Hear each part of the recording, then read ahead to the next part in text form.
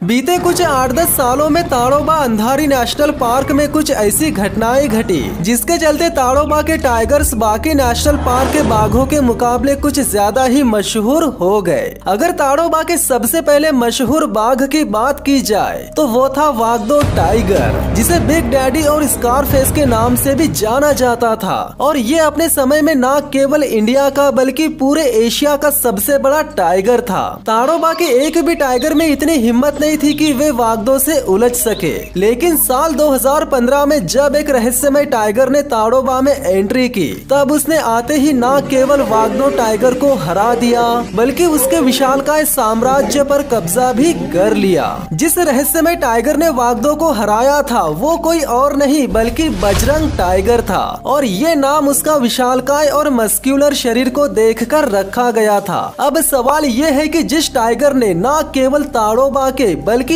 Asia के सबसे बड़े और सबसे ताकतवर टाइगर को हरा दिया, तो ऐसे टाइगर से अब भला कौन उलझेगा? इतने ताकतवर टाइगर से उलझकर कोई खुदकुशी क्यों करना चाहेगा? जाहिर सी बात है कोई भी टाइगर खुदकुशी करना नहीं चाहेगा, लेकिन एक टाइगर है जो फिलहाल काफी छोटा है और वो अपने भाई के साथ मिलकर धमा चौकड़ी मचा रहा है। इस नन्हे से टाइगर को तो ये भी नहीं पता कि बड़ा होने के बाद इसका पाला किससे पड़ने वाला है। तो चलिए गाइस जानते हैं उस नन्हे टाइगर के बारे में जो ताड़ोबा के सबसे बड़े और सबसे ताकतवर टाइगर यानी बजरंग को मारने के लिए तैयार हो रहा है। इससे पहले कि छोटा टाइगर बड़ा हो जाए जल्दी से चैनल को सब्सक्राइब कर लीजिए, साथ ही साथ बेल आइकन को भी दबा दीजिए। नमस्कार दोस्तों, मेरा नाम है विकी पाटिल और स्वागत है आपका फैक्ट लिमिटेड चैनल पर। साम्राज्य अगर विरासत में मिल जाए तो इसके लिए कोई भी खून खराबा करने की जरूरत नहीं पड़ती, लेकिन अगर खुद के दम पर साम्राज्य खड़ा करने की नौबत आ जाए तो इसके लिए न केवल खून खराबा करना पड़ता है बल्कि कईयों की बलि भी चढ़ानी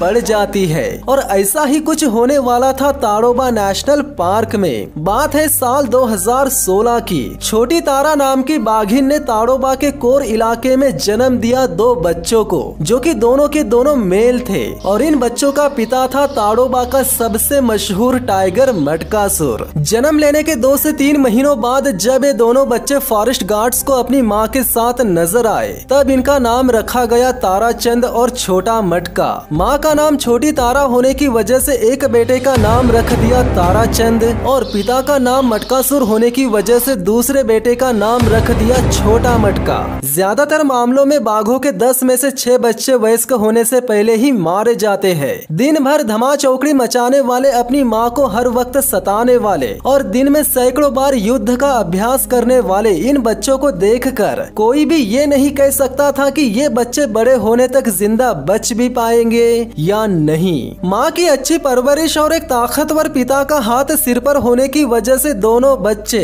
न केवल सुरक्षित ढंग से बड़े होते गए बल्कि अपनी माँ से वो सारा हुनर भी सीखते गए जो जंगल में सरवाइव करने के काम आता है। साइज और ताकत के मामले में दोनों एक जैसे होने की वजह से ये अक्सर आपस में लड़ाइयाँ करते थे, साथ ही साथ अक्सर अपनी माँ को शिकार करते हुए भी देखते थे। इसीलिए इन्होंने जंगल में सरवाइव करने का हुनर काफी कम उम्र में ही सीख लिया था। ताड़ोबा में जरूरत से ज्यादा मशहूर होने के पीछे और एक अच्छी बात ये थी कि इनकी माँ इन्हें सफारी जिप्सी के आसपास लाने में बिल्कुल भी हिचकिचाती नहीं थी, जिसके चलते यही सीख इनके बड़े हो जाने के बाद भी कायम रही। यानी जब छोटा मटका और ताराचंद बड़े हो गए तब ये दोनों भी इंसानों और जिप्सी को देखकर शर्माते या डरते नहीं थे बल्कि बिंदास जिप्सी के आसपास से गुजर जाते थे। एक बार की बात है जब साल 2017 के अक्टूबर महीने में छोटा मटका ने अपने से बड़े वाइल्ड बोर का शिकार करने की कोशिश की थी। ये कोशिश काफी बड़े पैमाने पर की गई थी, मानो छोटा मटका ने वाइल्ड बोर से आर या पार वाली लड़ाई लड़ने की कोशिश की हो,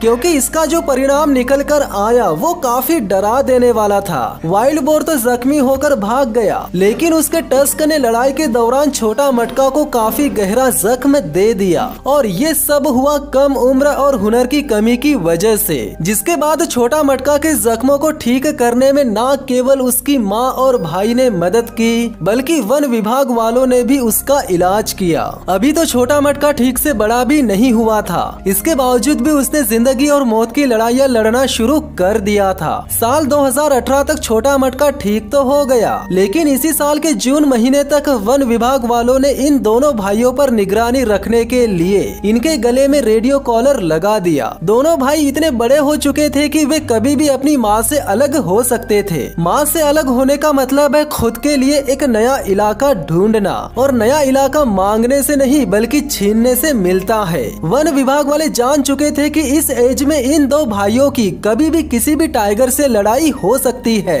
और अगर लड़ाई नहीं भी हुई तो दोनों में से एक न एक भाई ताड़ोबा से बाहर भी निकल सकता है। इसीलिए उन्होंने इन पर निगरानी रखने के लिए पहले ही इनके गले में रेडियो कॉलर लगा दिया। आने वाले 2-3 महीनों बाद वही हुआ जिसका डर था। छोटी तारा ने अपने दोनों बच्चों को इलाके से बाहर निकाल दिया, जिसके बाद छोटा मटका अपने पिता के इलाके पर कब्जा करने निकल गया और ताराचंद इलाके की खोज करते करते ताड़ोबा के बाहर इंसानी इलाकों के खेतों तक पहुंच गया। जहां पहुंचते ही बदकिस्मती से ताराचंद की मौत इलेक्ट्रिक फेंसिंग के संपर्क में आने से हो गई, यानी छोटा मटका का भाई करंट लगने से मारा गया। इधर छोटा मटका अपने पिता मटकासुर के इलाके पर कब्जा करने गया तो था, लेकिन उसे बहुत ही जल्द समझ में आ गया कि अपने पिता के इलाके पर कब्जा करना आसान नहीं है। वो गया तो था कब्जा करने, वो अपने पिता के इलाके में कुछ दिनों तक रहा भी, लेकिन इससे पहले कि वो उसके पिता के लिए सिरदर्द बनता,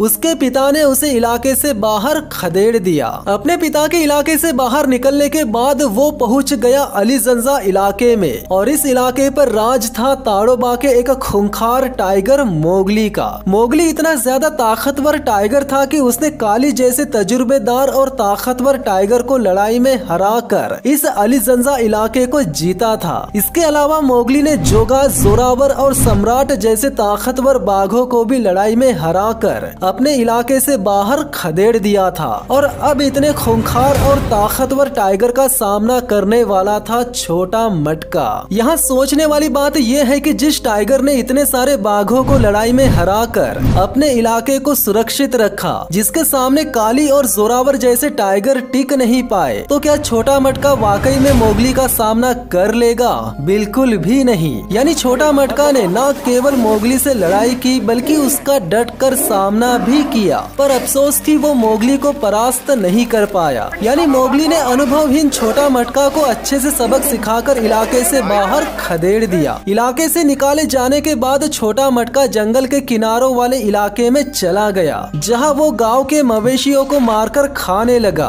और दिन पर दिन ताकतवर बनता गया। जिसके कुछ दिनों बाद वो दोबारा से निकल गया मोगली के इलाके पर कब्जा करने के लिए। मोगली ने छोटा मटका को एक बार लड़ाई में हरा दिया था, और अब वो दोबारा वही गलती करने जा रहा था। ऐसा भी हो सकता है कि छोटा मटका को दोबारा अपने इलाके में देखकर मोगली इस बार उसे जान से खत्म कर दे, और आमतौर पर टाइगर्स ऐसा करते भी है। लेकिन छोटा मटका जब मोगली के इलाके में जा ही रहा है तो उसने ये तो सोच ही लिया होगा कि आज या तो लड़ाई करते करते मर जाएंगे या फिर अपनी हार का बदला लेकर ही रहेंगे, और होता भी वही है। जब छोटा मटका मोगली के इलाके में जाता है तब न केवल इन दोनों के बीच घमासान युद्ध होता है, बल्कि इस बार तो छोटा मटका मोगली को इलाका छोड़ने पर मजबूर भी कर देता है। यानी जो मंशा लेकर छोटा मटका यहाँ आया था वो मंशा आखिरकार उसकी पूरी हो ही गई। उसने न केवल अपनी हार का बदला ले लिया